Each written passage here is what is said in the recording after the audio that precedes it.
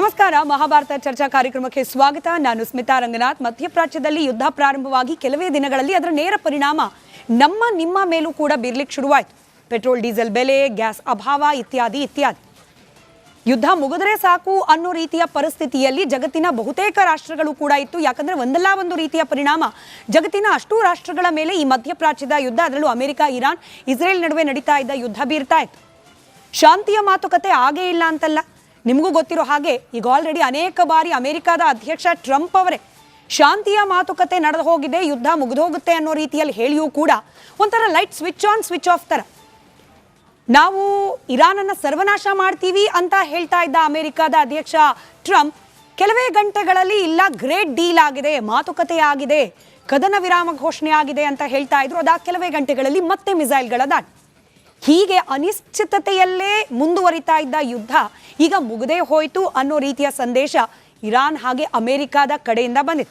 ಈ ಯುದ್ಧದಲ್ಲಿ ನಾನು ಆಗಲೇ ಹೇಳಿದಾಗೆ ಭಾರತದ ಮೇಲೆ, ಭಾರತೀಯರ ಮೇಲೂ ಕೂಡ ಪರಿಣಾಮ ಆಗಿದೆ. ಹಾಗಾದರೆ ಈ ಯುದ್ಧ ಭಾರತಕ್ಕೆ ಕಲಿಸಿದ ಪಾಠವೇನು, ಭಾರತ ಕಳ್ಕೊಂಡಿದ್ದೇನು ಅನ್ನೋ ಪ್ರಶ್ನೆಗೆ ಉತ್ತರ ಹುಡುಕೋ ಪ್ರಯತ್ನವನ್ನು ಇವತ್ತಿನ ಮಹಾಭಾರತ ಚರ್ಚಾ ಕಾರ್ಯಕ್ರಮದಲ್ಲಿ ಮಾಡೋಣ. ಆದರೆ ಎಲ್ಲದಕ್ಕಿಂತ ಬಹಳ ಮುಖ್ಯವಾಗಿ 108 ದಿನಗಳ ಈ ಮಹಾಯುದ್ಧಕ್ಕೆ ಪೂರ್ಣ ವಿರಾಮ ಅನ್ನೋ ರೀತಿಯಲ್ಲಿ ಅಮೆರಿಕ, ಇರಾನ್ ಏನೋ ಹೇಳ್ತಾ ಇದೆ. ಆದರೆ ಇಸ್ರೇಲ್ ಈ ಕ್ಷಣಕ್ಕೂ ಕೂಡ ಇಸ್ರೇಲ್ ಕಡೆಯಿಂದ ಯುದ್ಧ ಮುಗಿತಾ ಅನ್ನೋದ್ರ ಬಗ್ಗೆ ಸ್ಪಷ್ಟವಾದ ಹೇಳಿಕೆಗಳು ಹೊರಬಿದ್ದಿಲ್ಲ. ಹೀಗಾಗಿ ಯುದ್ಧ ನಿಜವಾಗ್ಲೂ ಮುಗ್ದು ಹೋಯ್ತಾ, ಈ ಪ್ರಶ್ನೆಗೂ ಉತ್ತರ ಕಂಡುಕೊಳ್ಳೋ ಪ್ರಯತ್ನವನ್ನು ಇವತ್ತಿನ ಮಹಾಭಾರತ ಚರ್ಚಾ ಕಾರ್ಯಕ್ರಮದಲ್ಲಿ ಮಾಡೋಣ. ಚರ್ಚೆ ಪ್ರಾರಂಭಕ್ಕೆ ಮುಂಚೆ ಈ ಬಗ್ಗೆ ಒಂದು ವರದಿ ನಿಮ್ಮ ಮುಂದೆ.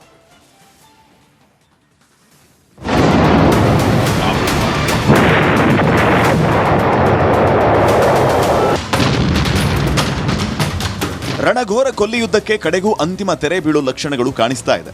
100ಕ್ಕೂ ಅಧಿಕ ದಿನಗಳ ಸುದೀರ್ಘ ಯುದ್ಧ ನಿಲ್ಲಿಸುವ ಸಲುವಾಗಿ ನಡೆದ ಅಮೆರಿಕ, ಇರಾನ್ ನಡುವೆ ಶಾಂತಿ ಒಪ್ಪಂದ ಸಫಲವಾಗಿದೆ. ಇದನ್ನು ಅಮೆರಿಕ ಮತ್ತು ಇರಾನ್ ಎರಡೂ ರಾಷ್ಟ್ರಗಳು ಖಚಿತಪಡಿಸಿದೆ. ಜೂನ್ 19ರಂದು ಸ್ವಿಟ್ಜರ್ಲ್ಯಾಂಡ್ನಲ್ಲಿ ಅಮೆರಿಕ, ಇರಾನ್ ಶಾಂತಿ ಒಪ್ಪಂದಕ್ಕೆ ಅಂತಿಮ ಅಂಕಿತ ಬೀಳಲಿದೆ. ಇರಾನ್ ಜೊತೆಗಿನ ಶಾಂತಿ ಒಪ್ಪಂದದ ಬಗ್ಗೆ ಟ್ರುತ್ ಸೋಷಿಯಲ್ ಅಲ್ಲಿ ಪೋಸ್ಟ್ ಮಾಡಿ ಯುದ್ಧ ಸಮಾಪ್ತಿ ಸಂದೇಶವನ್ನು ನೀಡಿದ್ದಾರೆ ಟ್ರಂಪ್. ಅತ್ತ ಶಾಂತಿ ಪ್ರಸ್ತಾಪ ಆಗ್ತಾ ಇದ್ದಂತೆ ಇತ್ತ ತೈಲಪೇಟೆಗೆ ಹುರುಪು ಬಂದಿದೆ. ಸಂಧಾನ ಸಮ್ಮತಿ ಬೆನ್ನಲ್ಲೇ ಕಚ್ಚಾ ತೈಲ ಬೆಲೆ ದಿಢೀರ್ ಇಳಿಕೆಯಾಗಿದೆ. 2 ತಿಂಗಳಲ್ಲೇ ಮೊದಲ ಬಾರಿ ಕಚ್ಚಾ ತೈಲ ಬೆಲೆ ಇಳಿಕೆ ಕಂಡಿದೆ. ಜಾಗತಿಕ ಮಾರುಕಟ್ಟೆಯಲ್ಲಿ ಕಚ್ಚಾ ತೈಲ ಬೆಲೆ ಇಳಿಕೆ ಭಾರತದಲ್ಲೂ ಗ್ರಾಹಕರಿಗೆ ಬಿಗ್ ರಿಲೀಫ್ನ ಭರವಸೆಯನ್ನು ಮೂಡಿಸಿದೆ. ಆದರೆ 3 ತಿಂಗಳಿಗೂ ಮಿಗಿಲಾಗಿ ನಡೆದ ಯುದ್ಧದಲ್ಲಿ ಶಾಂತಿ ಮಾತುಕತೆ ಮೊದಲಲ್ಲ. ಅತ್ತ ಮಾತುಕತೆ, ಇತ್ತ ಮಿಸೈಲ್ ದಾಳಿ ಅನ್ನುವಂತಹ ಪರಿಸ್ಥಿತಿಯನ್ನ ಜಗತ್ತು ನೋಡಿದೆ. ಮತ್ತೊಂದು ಕಡೆ ಅಮೆರಿಕ, ಇರಾನ್ ಏನೋ ಮಾತುಕತೆ ನಡೆಸಿದೆ. ಆದರೆ ಇಸ್ರೇಲ್ ನಡೆ ಏನು ಅನ್ನೋ ಪ್ರಶ್ನೆ ಇದೆ. ಯುದ್ಧದಿಂದ ಭಾರತದ ಆರ್ಥಿಕತೆಯು ಪೆಟ್ಟು ತಿಂದಿದ್ದರಿಂದ ಈ ಯುದ್ಧದಿಂದ ಭಾರತ ಕಲಿತಿದ್ದು ಏನು ಅನ್ನೋ ಪ್ರಶ್ನೆಯೂ ಇದೆ. ಈ ಎಲ್ಲಾ ಪ್ರಶ್ನೆಗೆ ಉತ್ತರ ಹುಡುಕುವ ಯತ್ನ ಮಹಾಭಾರತದಲ್ಲಿ.